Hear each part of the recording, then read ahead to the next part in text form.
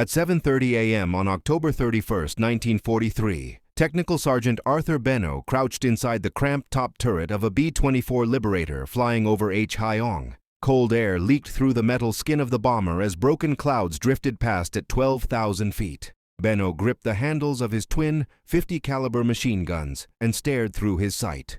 Below and ahead, 29 Japanese Mitsubishi A6M0 fighters were climbing fast toward the formation. Benno was 32 years old.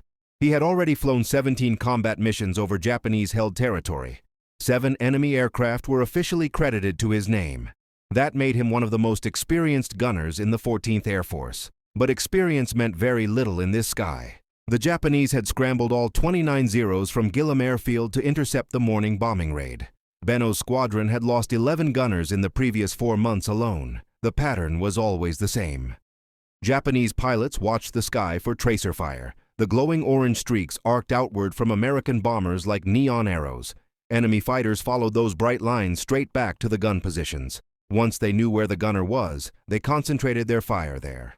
Most bomber gunners never survived the first attack pass. Every B-24 gunner in the 14th Air Force loaded ammunition the same way. 4 ball rounds, 1 tracer. 4 ball rounds, 1 tracer. The tracers were supposed to help gunners correct their aim. The phosphorus glow showed where the bullets were going. Arthur Benno believed that was the dumbest idea he had ever heard. He had grown up in Bisbee, Arizona. In 1928, he had been captain of the Bisbee High School football team. After graduation, he worked as an electrician in the copper mines. But his real passion had nothing to do with mining or football.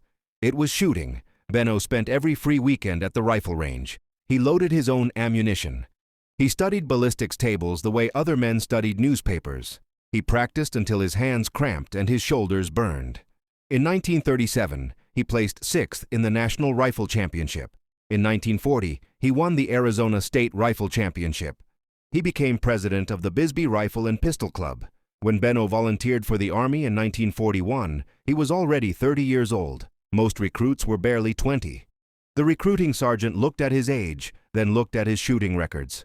He sent Benno straight to aerial gunnery school at Las Vegas Army Airfield in Nevada. Benno graduated at the top of his class. He was assigned to the 374th Bomb Squadron, 308th Bomb Group. In early 1943, the unit deployed to China. Benno became the top turret gunner aboard a B-24D Liberator nicknamed the Goon.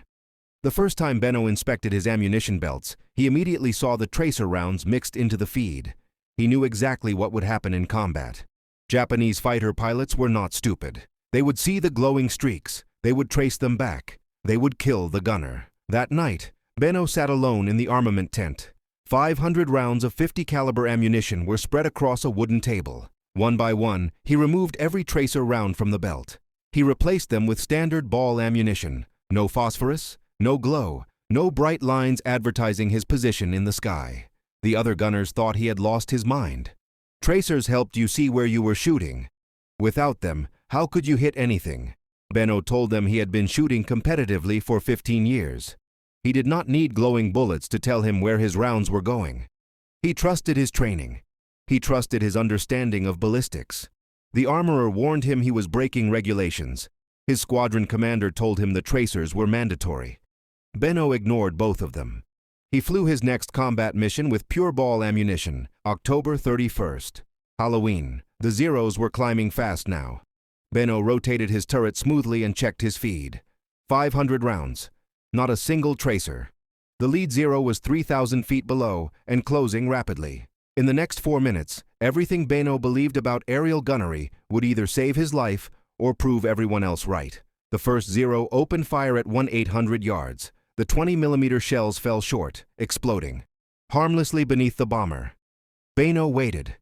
The gunnery manual said to open fire at 1,000 yards. Benno had read the manual. Then he had thrown half of it away. The Zero kept climbing. 500 yards. 1,200 yards. The fighter's wings flashed in the morning sun. Benno tracked it calmly through his reflector sight. His finger rested on the trigger. Not yet. At 1,000 yards, the Zero's nose lifted as the pilot lined up his guns. Benno squeezed the trigger. The twin 50s erupted, hammering out nearly 50 rounds per second. There were no tracers, no glowing path, just invisible bullets tearing through the air at 2,900 feet per second. The Zero's canopy shattered. The aircraft rolled left and fell away trailing smoke. Benno was already tracking the second fighter. He fired a 3-second burst. The Zero's engine exploded. 2 kills in under 40 seconds. The Japanese pilots were confused. They saw muzzle flashes, but no tracer streams. No glowing lines showed them where the fire was coming from. They scattered instinctively. Benno swung his turret to the right. A Zero was making a beam attack on a nearby B-24. The pilot never saw Benno's guns rotate toward him. Benno fired. The Zero's wing tore off. 3 kills. Other American gunners were firing wildly. Their tracers drew bright orange arcs across the sky. Japanese pilots followed those glowing lines and concentrated their attacks. 2 B-24s dropped out of formation. 16 American gunners died in the next 90 seconds. No one could see Benno. He was invisible. A Zero dove beneath the goon and pulled up for a belly attack. Benno rotated his turret downward and fired straight through the aircraft. The burst walked up the fuselage into the cockpit. 4 kills. The battle lasted 8 minutes. Benno fired 640 rounds. His gun barrels glowed red. 5 Zeros burned in the rice fields below. 2 more spiraled into the Gulf trailing smoke and fire. When the goon landed back at Changkong Airfield 3 hours later, the squadron commander was waiting. He reviewed the gun camera footage. 7 confirmed kills. 7 enemy fighters destroyed by 1 gunner in a single mission. It was the highest one-day score for any bomber gunner in the 14th Air Force. The other gunners gathered around Benno. He showed them his ammunition belts. No tracers. They finally understood. The Japanese could not kill what they could not see. Arthur Benno's ammunition trick spread faster than anyone expected. Within a week of the Halloween mission, half the gunners in the 308th Bomb Group were quietly removing tracer rounds from their belts. Within 2 weeks, it was nearly 3/4. No official orders were issued. No memos were written. Gunners simply stopped loading tracers because the men who still used them kept dying faster. Loss rates dropped. Commanders noticed but asked no questions. Through early November, 8 kills, then 10, then 12. Fighter pilots were supposed to hold records like that, not enlisted gunners hunched inside steel turrets. But bomber gunners didn't get parades or newspaper headlines. They flew until they finished their tour or until they didn't come back. On November 14, 1943, Benno climbed into the top turret of the Goon for what would become his final mission. The target was Hong Kong Harbor.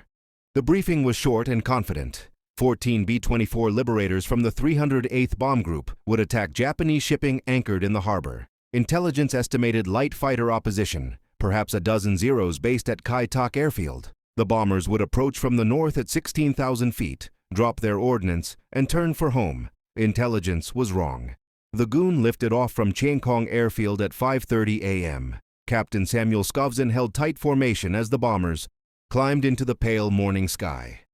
Benno test-fired his guns over the mountains of southern China. Both 50s cycled perfectly. He had loaded his belts the night before. 1,000 rounds. 0 tracers. The flight to Hong Kong took 2 hours and 40 minutes. The formation crossed the Chinese coastline at 14,000 feet and climbed steadily toward bombing altitude. The South China Sea stretched gray and empty beneath them. At 8:10 a.m., the bombardiers spotted Hong Kong Island through broken clouds. At 8:12, the first Zeros appeared. Japanese commanders at Kai Tak had been waiting. Radar stations and coastal observers had tracked the bombers from the moment they crossed the shoreline. Every available fighter was scrambled. 34 Mitsubishi A6M Zeros climbed to intercept. 34. Benno counted them through his sight. More fighters than he had ammunition for. More fighters than the entire squadron could handle. This was going to be bad. The Zeros attacked in coordinated pairs. Japanese pilots had learned from earlier encounters. They no longer made isolated passes. They swarmed. 2 fighters attacked from the nose, 2 from the beam, 2 from below. Overlapping angles, overwhelming fire. The first Zero came in high and fast. Benno tracked it smoothly and fired a 4-second burst.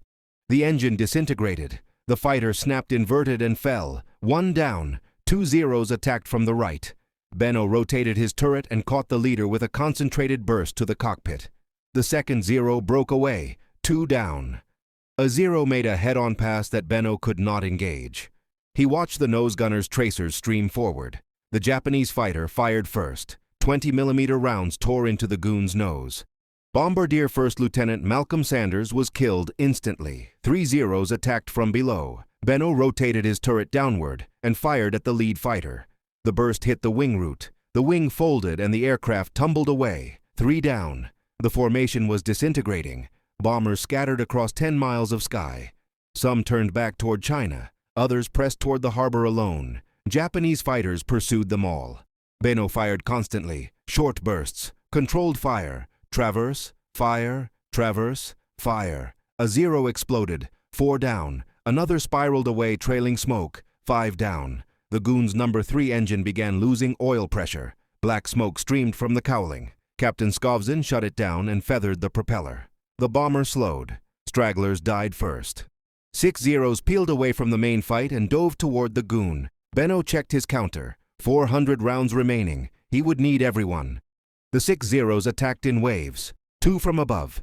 2 from the beam. 2 from below. Classic Japanese swarm tactics. Benno took the high pair first. They dove out of the sun at nearly 400 miles per hour. He led the first Zero by 3 aircraft lengths and fired. Flames erupted from the engine. The fighter rolled onto its back and fell burning. 6 down. The second Zero broke right. Benno tracked the turn and fired a 2-second burst. The rounds walked across the fuselage. The canopy shattered. The aircraft entered a flat spin. 7 down. The beam attack came next. 2 Zeros opened fire at 1,200 yards. 20mm shells tore through the goon's left wing. Hydraulic fluid sprayed across the aluminum skin. Benno engaged the lead fighter. His first burst missed. He corrected and fired again. The Zero's wing exploded. 8 down. The second beam attacker continued his run. His guns flashed. Rounds shredded the tail section. The rudder was nearly torn away. Captain Skovzin fought to keep the bomber level. Benno fired a 3-second burst. The Zero disintegrated in a ball of orange fire. 9 down.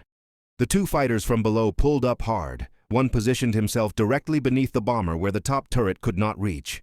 The other climbed for another pass. Benno tracked the climbing fighter. His ammunition counter read 140 rounds. He squeezed the trigger. Nothing. Both guns jammed. Benno cleared the stoppage in 8 seconds, recharged both weapons, and reacquired the target. The Zero was 500 yards out and closing. He fired. The burst shredded the tail. The fighter spun away. 10 aircraft damaged or destroyed in 12 minutes. But the goon was dying. 1 engine dead. Another overheating. Hydraulics failing. Rudder crippled. The bomber was losing altitude at 300 feet per minute. Captain Skovzin called over the intercom. They were 40 miles from the Chinese coast. He ordered the crew to prepare to bail out. Below them, Japanese patrol boats moved between islands. Capture meant torture. Execution. The goon crossed the coastline at 8,000 feet, still descending. Skovzin aimed for Kwalin Airfield far inland. At 6,000 feet, the number 4 engine caught fire. The fire suppression system failed. Bail out now. The co-pilot jumped first, then the navigator. Benno climbed down from his turret. At 4,000 feet, he reached the hatch. Below him was occupied China. Skovzin stayed with the aircraft. Benno jumped. His parachute opened at 3,000 feet. He drifted toward the hills of southern China and into history. Arthur Benno hit the ground hard. The bamboo grove absorbed some of the impact, but the landing still knocked the breath from his lungs. He rolled instinctively, the way he had been taught, then lay still for several seconds listening for voices, engines, dogs, anything that meant he had been seen. Nothing. He cut away his parachute harness, gathered the white silk canopy, and shoved it beneath a fallen log. A visible parachute meant capture within hours. Japanese. Patrol searched relentlessly for downed airmen. Benno checked his survival kit. Compass, water purification tablets, silk escape map of southern China, $47 in Chinese currency, a small pistol, 1 magazine, 8 rounds. That was all. The briefing back at Chiang Kong had been clear. Move only at night. Avoid roads and villages. Head north toward Free China. Chinese guerrillas operated in the mountains. If he reached them, he might live. He oriented his compass. North lay up the ridgeline. He began walking. The terrain was brutal. Steep slopes, thick vegetation, no trails. Every step burned energy he could not afford to lose. He covered 3 miles before sunset. then crawled into dense underbrush and waited for darkness. He had not eaten in 13 hours.